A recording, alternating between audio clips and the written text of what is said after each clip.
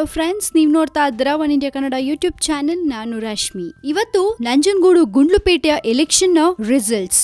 ನಂಜನಗೂಡಿನಲ್ಲಿ V Srinivas Prasad ಮತ್ತು ಗುಂಡ್ಲುಪೇಟೆಯಲ್ಲಿ ಗೀತಾ ಮಹಲ್ದೇವ್ ಪ್ರಸಾದ್ ಅವರು ತಮ್ಮ ಪ್ರತಿಷ್ಠೆಯನ್ನ ಪಣಕ್ಕಿಟ್ಟಿದ್ದಾರೆ. ಈ ಚುನಾವಣೆ ಯಡಿಯೂರಪ್ಪ ಮತ್ತು ಸಿದ್ದರಾಮಯ್ಯ ಅವರ ಪ್ರತಿಷ್ಠೆಯ ಕಣವೂ ಆಗಿದೆ. ಮೈಸೂರು ಜಿಲ್ಲೆಯ ನಂಜನಗೂಡು ಮತ್ತು ಚಾಮರಾಜನಗರ ಜಿಲ್ಲೆಯ ಗುಂಡ್ಲುಪೇಟೆ ಉಪಚುನಾವಣೆಯ ಮತ ಎಣಿಕೆ ಆಲ್ರೆಡಿ ಸ್ಟಾರ್ಟ್ ಆಗಿದ್ದು 11 ಗಂಟೆಯ ಸುಮಾರಿಗೆ ಕ್ಲಿಯರ್ ಪಿಕ್ಚರ್ ಸಿಗತ್ತೆ. ಊಟಿ ರೋಡ್ ನಲ್ಲಿರೋ ನಂಜನಗೂಡಿನ ದೇವಿರಮ್ಮನಹಳ್ಳಿಯ JSS ಪ್ರಥಮ ದರ್ಜೆ ಕಾಲೇಜಿನಲ್ಲಿ ಮತ್ತೆ ಗುಂಡ್ಲುಪೇಟೆಯ ಸೇಂಟ್ ಜಾನ್ಸ್ ಆಂಗ್ಲ ಮಾಧ್ಯಮ ಶಾಲೆಯಲ್ಲಿ ಮತ ಎಣಿಕೆ ಆರಂಭವಾಗಿದೆ. ಇನ್ನು ಕಾಂಗ್ರೆಸ್ನ ಗೀತಾ ಮಹದೇವ್ ಪ್ರಸಾದ್ 34,549 ವೋಟ್ಗಳನ್ನ ಪಡೆದಿದ್ರೆ ಬಿಜೆಪಿಯ ನಿರಂಜನ್ ಕುಮಾರ್ ಅವರು 31,187 ವೋಟ್ಗಳನ್ನ ಪಡೆದಿದ್ದಾರೆ. ಸೊ ಗೀತಾ ಮಹದೇವ್ ಪ್ರಸಾದ್ ಅವರು 3,362 ವೋಟ್ಗಳ ಡಿಫರೆನ್ಸ್ ಅಲ್ಲಿ ಮುನ್ನಡೆ ಸಾಧಿಸಿದ್ದಾರೆ. ಇನ್ನು ನಂಜನಗೂಡ್ನಲ್ಲಿ ಕಳಲೆ ಕೇಶವ್ ಮೂರ್ತಿ ಅವರು 10,992 ಮತಗಳನ್ನ ಪಡೆದಿದ್ರೆ ಶ್ರೀನಿವಾಸ್ ಪ್ರಸಾದ್ ಅವರು 12,306 ಮತಗಳನ್ನ ಪಡೆದಿದ್ದಾರೆ. ಸೊ ನಂಜನಗೂಡ್ನಲ್ಲಿ ಕಳಲೆ ಕೇಶವ್ ಮೂರ್ತಿ ಅವರು ಮುನ್ನಡೆಯನ್ನ ಸಾಧಿಸಿದ್ದಾರೆ. ಒಟ್ಟಾರೆ ನೋಡಕ್ ಹೋದ್ರೆ